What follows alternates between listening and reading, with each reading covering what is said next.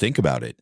Do the wealthy elites of a country really need to run the government themselves? Most of the time, they don't, because what really matters isn't sitting in the chair. It's how close you are to the table when the rules are being written. That's exactly what we're talking about today. Why are money and state power so deeply intertwined? And how does this affect our lives, even when we don't notice it? Now, when people hear about this topic, they usually think of things like corruption, bribery, scandals.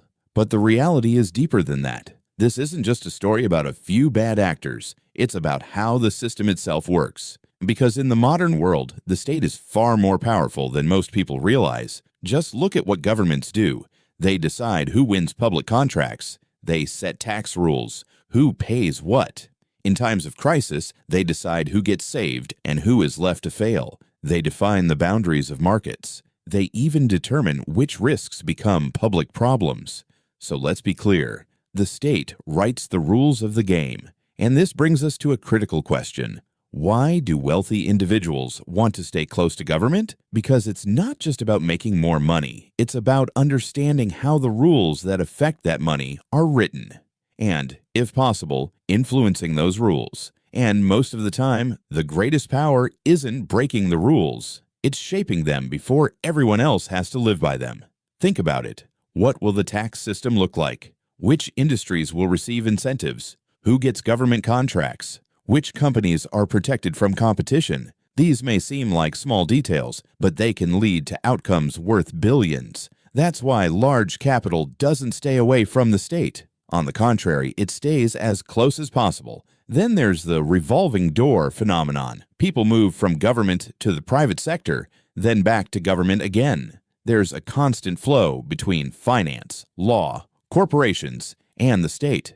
This doesn't have to involve anything illegal, but it creates a situation where people start thinking alike because they come from the same world. And over time, that leads to aligned interests, often without anyone even noticing. So when does this relationship become most visible? During crises. When the economy is collapsing, markets are falling, and companies are on the edge of failure. The state steps in. It rescues some and lets others fall. And in that moment, one key question emerges. Who really matters? And more often than not, the answer is those who are most connected within the system. Then there's lobbying. When people hear lobbying, they expect dramatic scandals. But in reality, it's much more subtle. The real power lies here. Whose voice gets heard more often?